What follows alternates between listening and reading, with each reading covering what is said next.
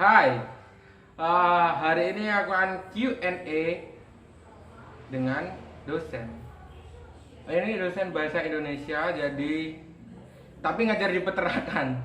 Oke, jadi peternakan itu tetap dapat mata kuliah bahasa Indonesia.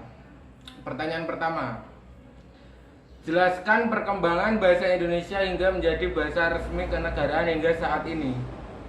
Pertama kali bahasa Indonesia menjadi bahasa persatuan itu kayaknya saat Sumpah Pemuda tanggal 28 Oktober itu kan pertama kali disepakati bahasa satu menggunakan bahasa Indonesia, dan pada tahun 1945 saat merdeka bahasa Indonesia digunakan sebagai bahasa resmi kenegaraan. Nomor 2, mengapa kita perlu mempelajari bahasa Indonesia pada program studi peternakan? Mengapa peternakan perlu bahasa Indonesia? Ya, untuk komunikasi dengan orang lain yang menggunakan bahasa baku dalam proses belajar mengajar di kelas kan menggunakan bahasa Indonesia yang resmi. Jadi ya itu pentingnya, dan yang lebih penting lagi itu dalam penyusunan laporan terutama itu kan harus menggunakan bahasa Indonesia yang baik dan benar sesuai kaidah. Ada tanda baca, huruf kapital, awal kalimat harus gimana, penyusunannya. Nah, itu dipelajari di bahasa Indonesia. Nomor 3, jelaskan alasan bahasa terpelajar tergolong sebagai bahasa ragam resmi. Ya, seperti tadi dalam proses belajar mengajar di kelas itu kan rata-rata menggunakan bahasa Indonesia yang baku. Nah, terutama saat interaksi antar guru dan siswa atau mahasiswa. Nomor 4, apa syarat sebuah ejaan agar dapat disebut baku dan efektif? Tanda bacanya harus benar, menggunakan tanda baca yang tepat, memakai huruf besar atau huruf kapital, logis dan tidak ambigu, ejaan yang tepat dan terstruktur. Berikutnya nomor 5, apa yang Anda ketahui tentang unsur serapan dalam bahasa Indonesia? Kata serapan itu kata yang ada di bahasa lain lalu diserap ke bahasa Indonesia, yang ejaan tulisannya itu digunakan untuk memperkaya kosakata bahasa Indonesia. Lalu sebutkan 5 unsur serapan yang digunakan dalam bidang peternakan. Misalnya itu ada ongole atau onggole, itu jenis sapi dari India, lalu kan onggole itu gak ada di bahasa Indonesia lalu diserap, yang artinya itu salah satu jenis sapi. Nah, yang kedua itu ada efisien. Nah, itu kan aslinya kosakata bahasa Inggris lalu diserap ke bidang peternakan menjadi efisien. Nah, terus laktas itu kan proses laktasi.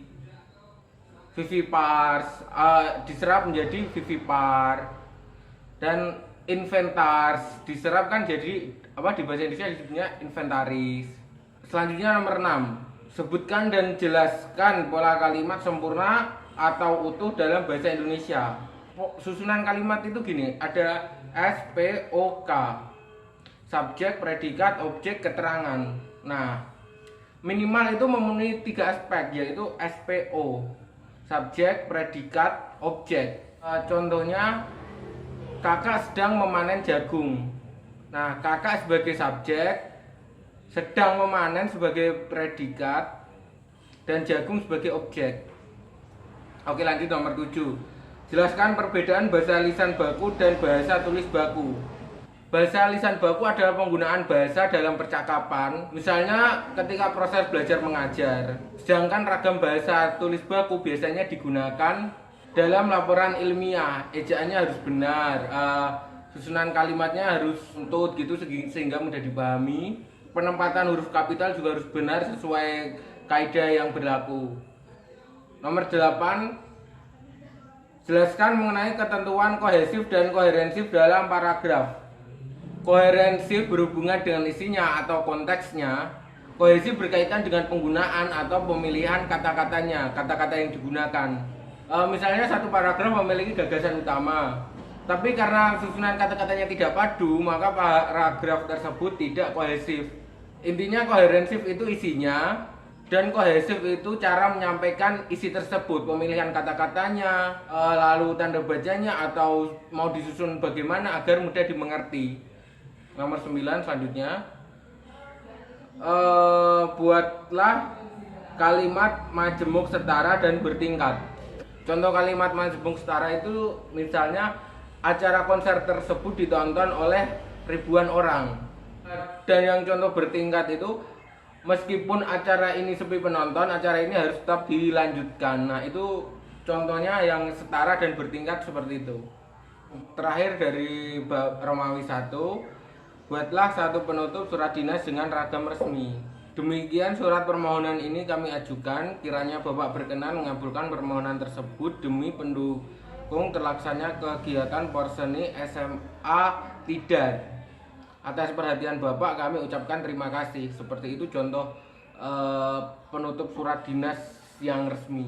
Buat adik-adik kelasku yang mungkin masih SMA, yang masih bingung tentang pelajaran biologi, ini ada sebuah buku judulnya itu Modul Cerdik Biologi. Ya, ini itu dari kelas 10, 11, 12 itu ada lengkap dan tebelnya cuma segini, ringkas banget. Buku ini itu ditulis oleh Ica Nur Indasari. Dan buku ini kalau berisi tentang materi-materi lengkap, ini lengkap banget, dari kelas 10 itu ada, dan ditulisnya itu padat banget, bener-bener ringkas banget, dan yang paling penting-penting aja itu yang ditulis di sini. Jadi mudah banget buat belajarnya, belajar satu malam tetap bisa. Buat teman-teman yang langganan belajar kebut satu malam, buku ini cocok banget. Ini juga ada free videonya, itu bisa di scan, ada aplikasinya, nanti tinggal scan kode, download aplikasinya dulu, terus scan ini kayak ruang guru gitu, jelas banget pokoknya. Ya intinya buku ini tuh isinya materi-materi,